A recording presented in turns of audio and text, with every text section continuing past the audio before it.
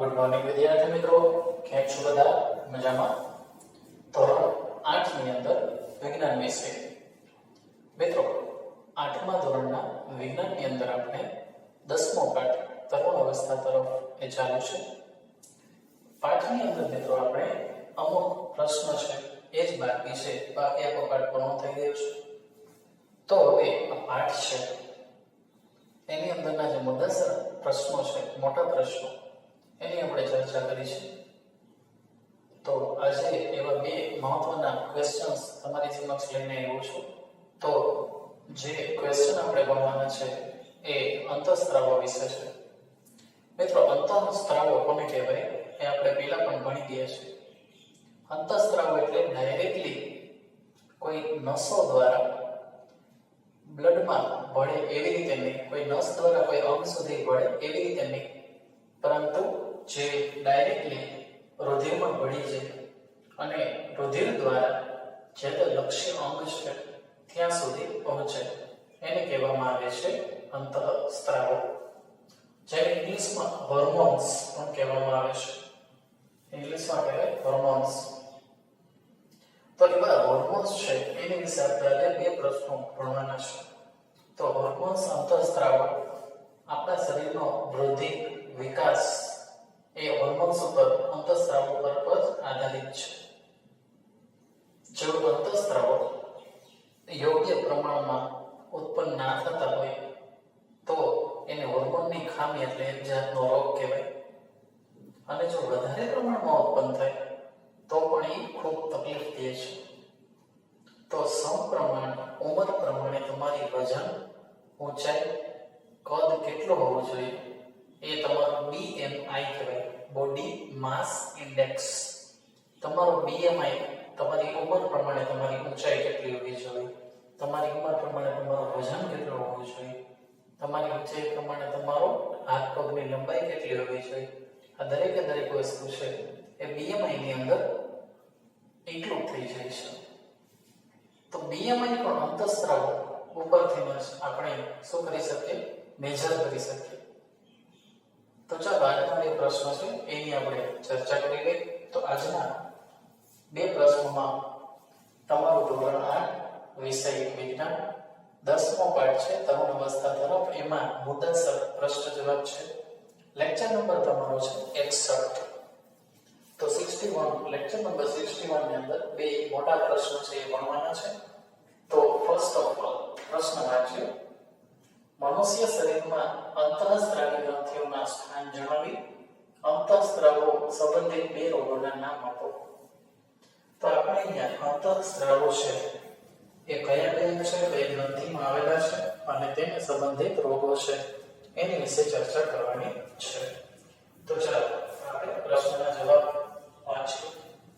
મનુષ્ય શરીરની અંદર અંતઃસ્ત્રાવી ગ્રંથિઓ, એનું સ્થાન અને એને લીધે થતા રોગો. તો મનુષ્ય શરીરની પહેલી અંતઃસ્ત્રાવી ગ્રંથિ છે પિટ્યુટરી ગ્રંથિ. તેનું સ્થાન શીર્ષમાં એટલે કે આપણા માથામાં, મગજમાં આવેલું હોય છે. નાના મગજની પાછળની સાઈડ પિટ્યુટરી ગ્રંથિ આવેલી હોય છે. તો પિટ્યુટરી ગ્રંથિ, અંતઃસ્ત્રાવી ગ્રંથિ, એનું સ્થાન શીર્ષ એટલે કે માથામાં. બીજું છે થાઇરોઇડ ગ્રંથિ. તે ગ્રીવા એટલે કે ગળામાં, ગ્રીવા એટલે કે ગળામાં આવેલી હોય છે. ત્રીજી ગ્રંથિ છે સ્વાદુપિંડ, એને પેન્ક્રિયાસ પણ કહેવાય છે. એ ઉદર એટલે કે પેટમાં આવેલી હોય છે. થાઇરોઇડ ગ્રંથિ અહીંયા પેટ છે ત્યાં સ્વાદુપિંડ આવેલું હોય છે. પછી છે એડ્રિનલ ગ્રંથિ. એ પેટના મૂત્રપિંડના અગ્ર છે. એડ્રિનલ ગ્રંથિ પેટના મૂત્રપિંડના અગ્ર છે એટલે કે કિડનીના આગળના ભાગમાં આવેલી હોય છે. પછી છે જનકપિંડ, પુરુષમાં શુક્રપિંડ શરીરની બહાર, જેનો આપણે આગળના પાઠમાં અભ્યાસ કરી ગયા છે. બે શુક્રપિંડ અને સિસ્ટમ એ આખા શરીરની બહાર, બે પગની વચ્ચે આવેલું હોય છે. સ્ત્રીમાં અંડપિંડ ઉદરના નીચલા ભાગમાં એટલે પેટની થોડીક નીચે કિડની સાઈડ અંડપિંડ આવેલા હોય છે. એને ફેલોપિયન નલિકા પણ કહેવામાં આવે છે. તો આટલી ગ્રંથિઓના તમને નામ આવડી ગયા. ફરીથી એકવાર રિવિઝન કરી જાય. મનુષ્ય શરીરની અંતઃસ્ત્રાવી ગ્રંથિઓ પિટ્યુટરી ગ્રંથિ શીર્ષમાં, થાઇરોઇડ ગ્રંથિ ગ્રીવા અથવા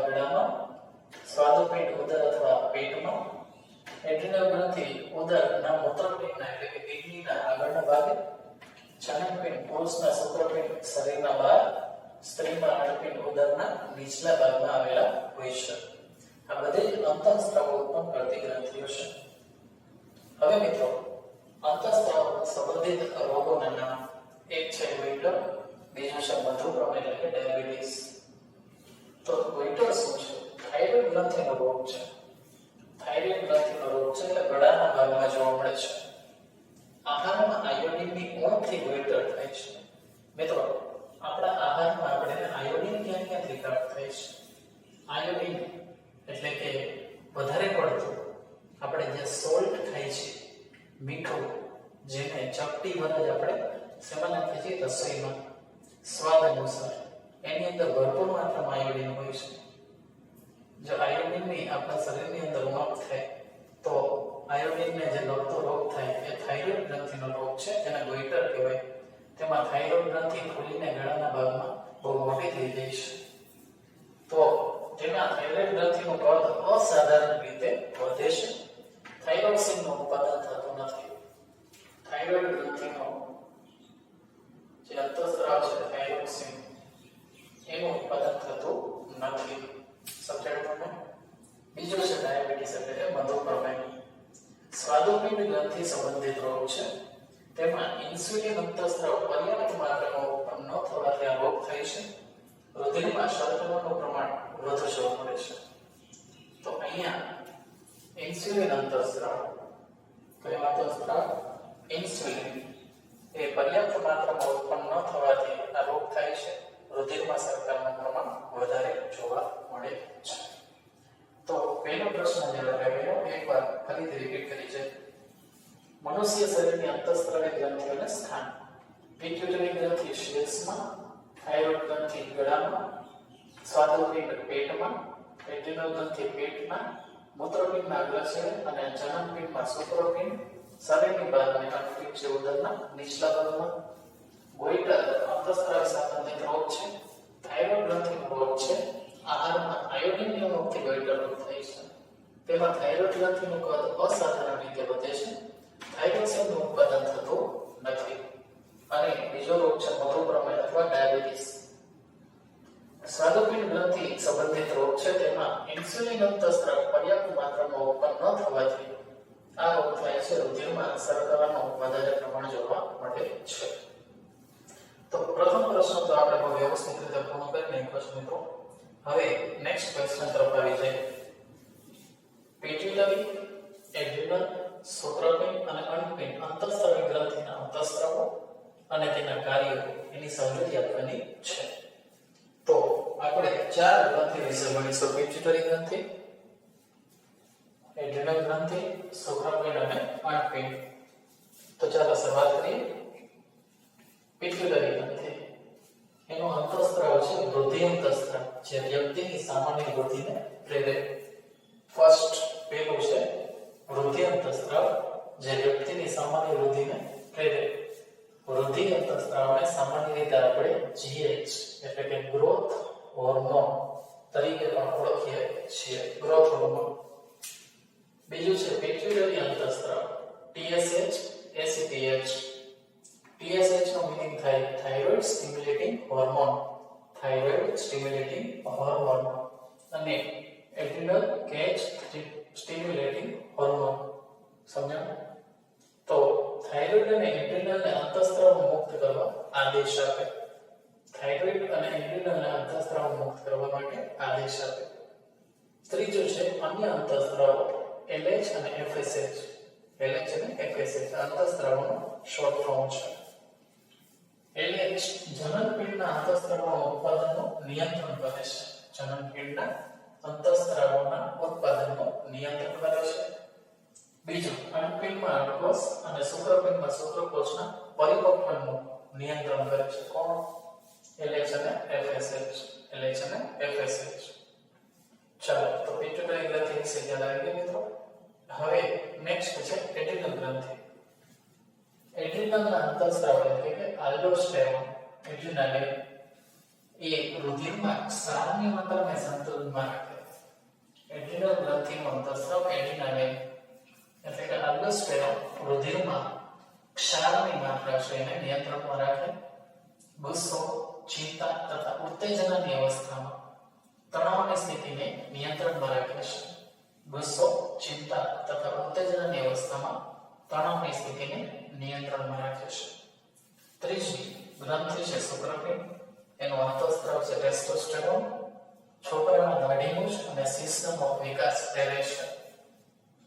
ચોથી છે અંડપિંડ, એ ઇસ્ટ્રોજન ઉત્પન્ન કરે, છોકરીમાં સ્તન ગ્રંથિ અને ગર્ભાશયનો વિકાસ પ્રેરે છે. તો આખા પછી પ્રશ્ન છે મિત્રો એ અંતઃસ્ત્રાવી ગ્રંથિ, અંતઃસ્ત્રાવ અને એના કાર્ય વિશેનો છે. એકવાર રિપીટ કરી દઈએ. પિટ્યુટરી, એડ્રિનલ, શુક્રપિંડ અને અંડપિંડ અંતઃસ્ત્રાવી ગ્રંથિના અંતઃસ્ત્રાવ અને કાર્યની સમજૂતી આપો. પહેલી અંતઃસ્ત્રાવી ગ્રંથિ પિટ્યુટરી ગ્રંથિ, એનો અંતઃસ્ત્રાવ એક છે વૃદ્ધિ અંતઃસ્ત્રાવ એટલે કે ગ્રોથ હોર્મોન, વ્યક્તિની સામાન્ય વૃદ્ધિને પ્રેરે છે. બીજા છે પિટ્યુટરી અંતઃસ્ત્રાવ TSH અને ACTH, થાઇરોઇડ અને એડ્રિનલને અંતઃસ્ત્રાવ મુક્ત કરવા આદેશ આપે છે. સમજાયું? થાઇરોઇડ અને એડ્રિનલ બેને આદેશ આપવા માટેના અંતઃસ્ત્રાવ ઉત્પન્ન કરે છે. પછી અન્ય અંતઃસ્ત્રાવ LH અને FSH જનનપિંડના અંતઃસ્ત્રાવોના ઉત્પાદનનું નિયંત્રણ કરે, અંડપિંડમાં અંડકોષ અને શુક્રપિંડમાં શુક્રકોષના પરિપક્વનું નિયંત્રણ કરે છે. સમજાયું તમને? પછી છે એડ્રિનલ ગ્રંથિ, એમાં એડ્રિનલ અંતઃસ્ત્રાવ આલ્ડોસ્ટેરોન અથવા એડ્રિનાલિન, તે રુધિરમાં ક્ષારની માત્રાને સંતુલનમાં રાખે, ગુસ્સો, ચિંતા અને ઉત્તેજનાની અવસ્થામાં તણાવની સ્થિતિને નિયંત્રણમાં રાખે છે. પછી છે શુક્રપિંડ, એમાં અંતઃસ્ત્રાવ ટેસ્ટોસ્ટેરોન, છોકરામાં દાઢીમૂછ, શિશ્નનો વિકાસ કરે છે, અને અંડપિંડ જે ઇસ્ટ્રોજન ઉત્પન્ન કરે છે, છોકરીમાં સ્તન ગ્રંથિ અને ગર્ભાશયનો વિકાસ પ્રેરે છે. તો મિત્રો આ બે મોટા જે પ્રશ્નો છે એ આપણે આજે કર્યા છે. એ બંને મોટા ક્વેશ્ચન્સ છે, એ તમારે ક્લાસ પર અને હોમવર્ક બંનેની બુકમાં એક વાર લખી નાખવાના છે. શું કરવાનું છે ખ્યાલ છે ને મિત્રો? તમારે તમારા હોમવર્કની અંદર શું આપું છું તમને? તમારું હોમવર્ક.